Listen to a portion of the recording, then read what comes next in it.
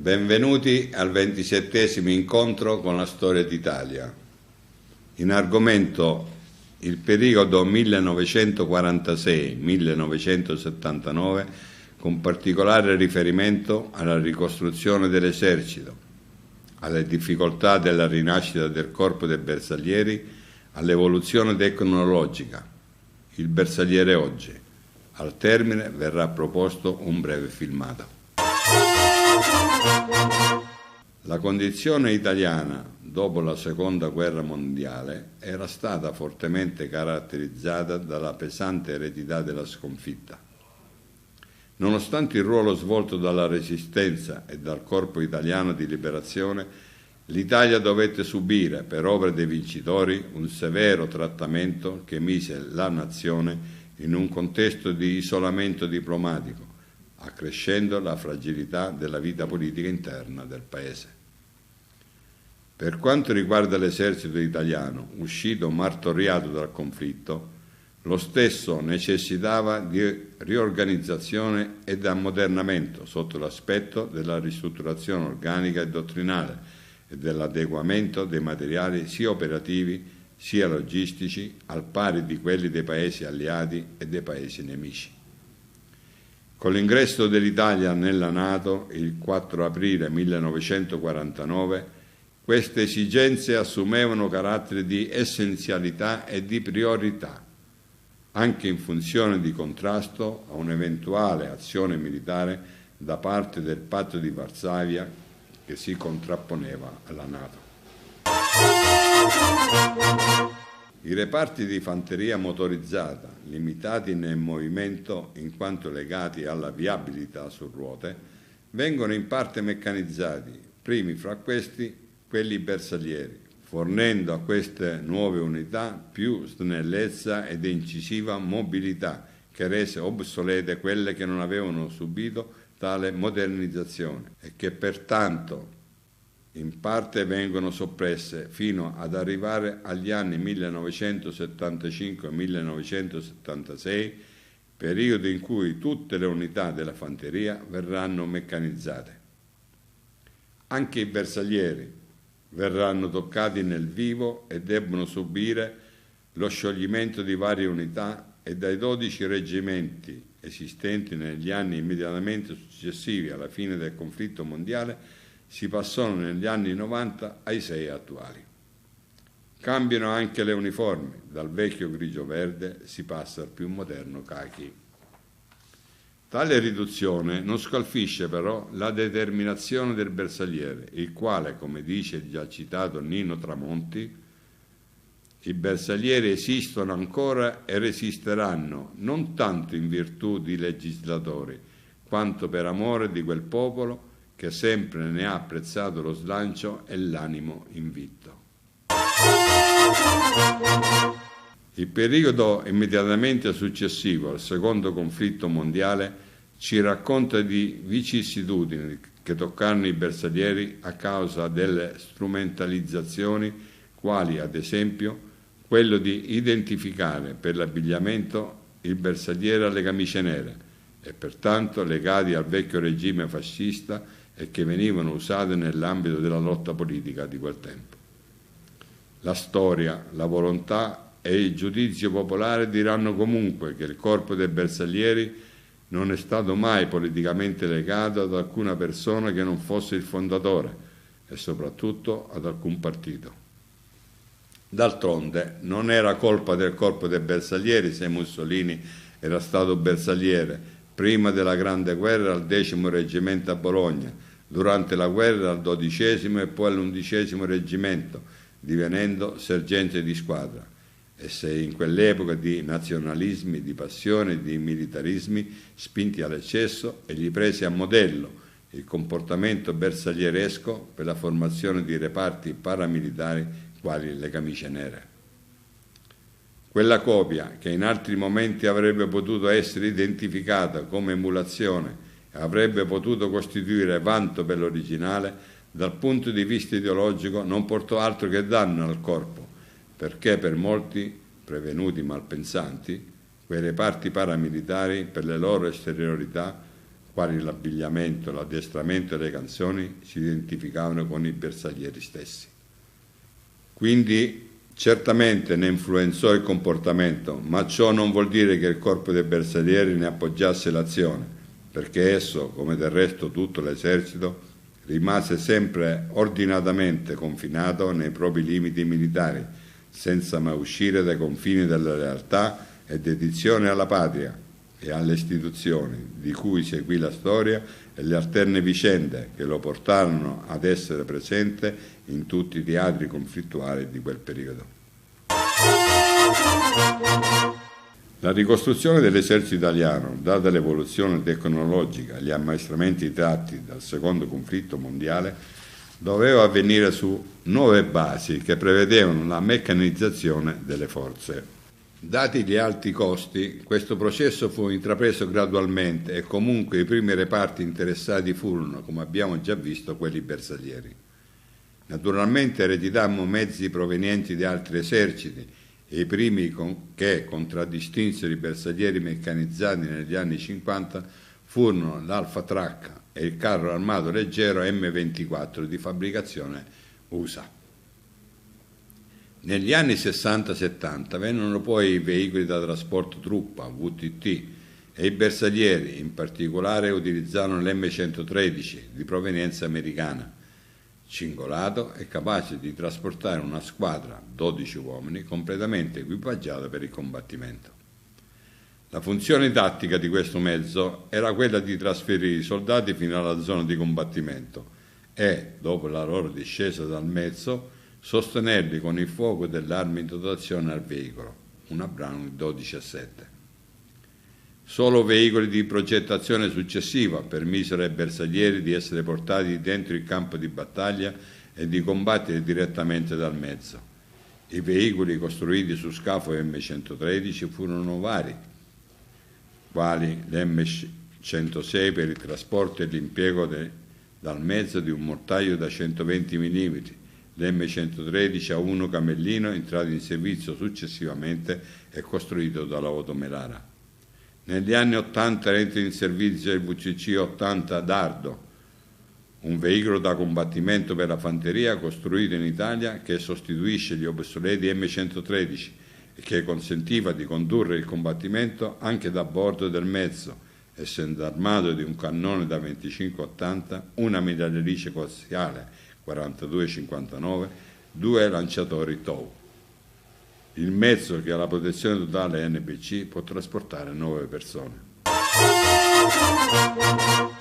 Per terminare l'argomento è opportuno verificare se il mezzo esaltante della velocità dei bersaglieri, specialmente nelle distese africane, la moto, sia divenuto anch'esso, al pari della carriola, obsoleto oppure abbia subito un'evoluzione tecnologica che lo renda ancora attuale e divenga l'elemento d'unione con l'epopea del passato.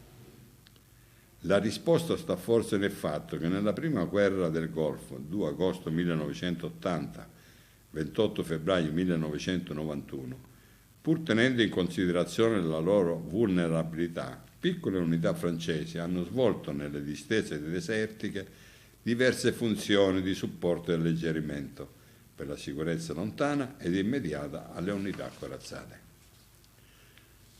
Oggi i reparti bersaglieri dispongono di 6 Modoc Giva 350 W12 che vengono utilizzati per missioni di esplorazione.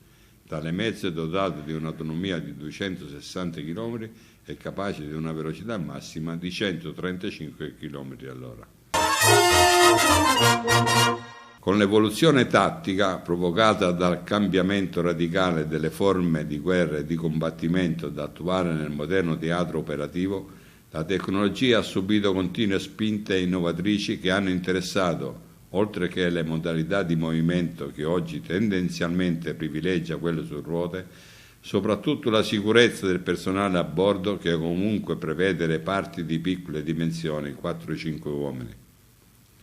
E per questo sono in dotazione mezzi come il Dardo, il Lince, il Puma, il Freccia, la Blindo Centauro per le unità corazzate, eccetera.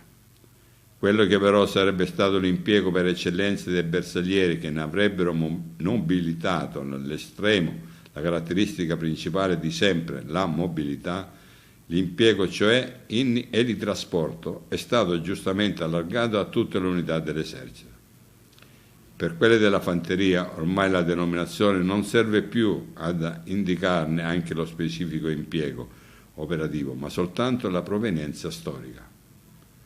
Oggi pertanto i bersaglieri, come tutte le altre specialità della fanteria, pur mantenendo sulla carta la loro fisionomia di reparti meccanizzati, sono soldati completi, capaci di operare in qualsiasi situazione e con qualsiasi mezzo, dotati di strumenti ed armamenti tecnologicamente avanzati che permettono di integrarsi efficacemente con reparti della NATO e dell'ONU.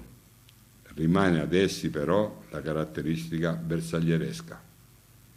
Con la visione del filmato edito dallo Stato Maggiore dell'Esercito negli anni '80, a termine il 27° incontro con la storia d'Italia.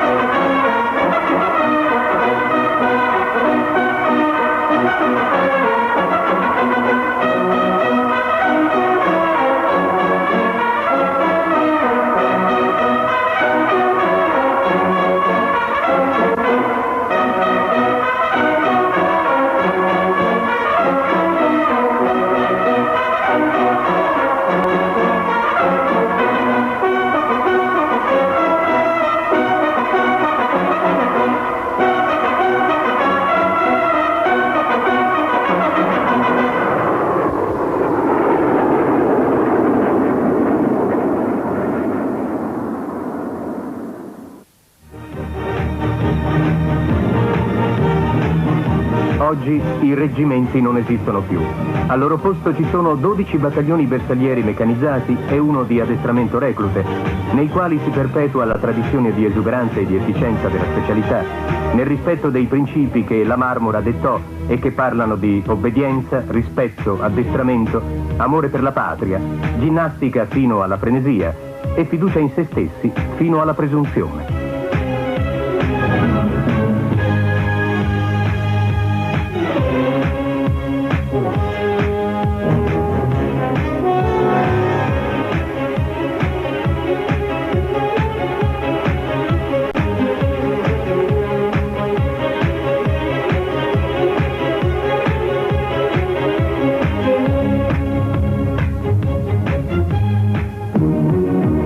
I battaglioni bersaglieri, oggi inquadrati nelle brigate corazzate e meccanizzate, sono dotati di armi e mezzi moderni. I veicoli da combattimento VCC-1 e VCC-2 consentono ai bersaglieri la stessa velocità operativa dei carri armati Leopard ed M60, con i quali cooperano.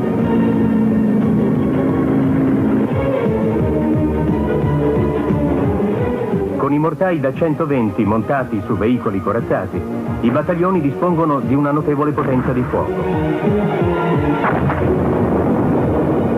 I missili TOW e Milan rappresentano il perno di una difesa contro carri, nella quale i bersaglieri hanno esperienze e tradizioni esclusive.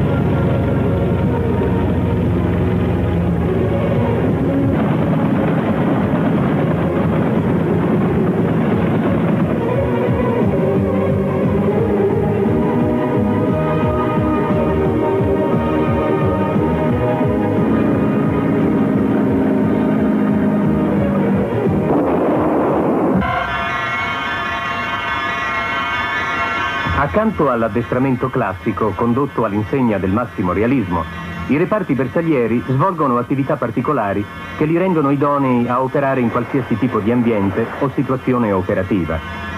È il caso dell'addestramento di pattuglia, del controllo di zone estese, dell'interdizione d'area.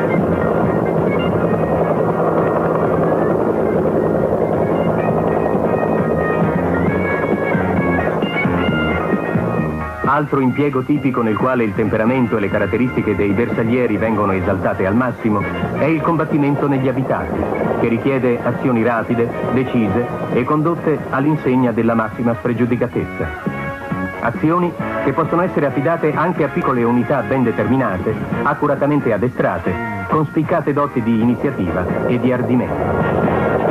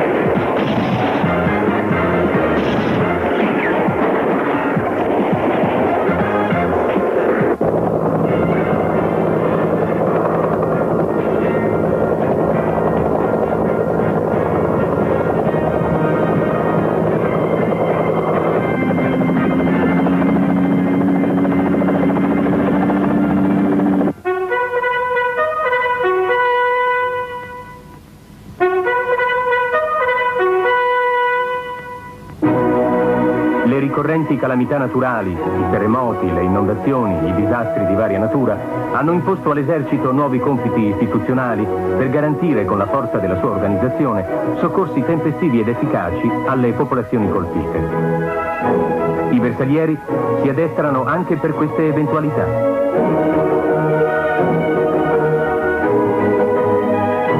Ma il teatro d'azione dei bersaglieri non si limita al territorio nazionale. Primo reparto organico dell'esercito italiano chiamato ad operare armato fuori dai confini nazionali dopo la fine della Seconda Guerra Mondiale è il battaglione bersaglieri Governolo, inviato in Libano. Potrebbe essere cronaca, ma è già storia. Dal 1982 al 1984 i bersaglieri vengono impiegati in una missione di pace. I nostri soldati si distinguono agli occhi del mondo per professionalità, serietà, equilibrio, umanità.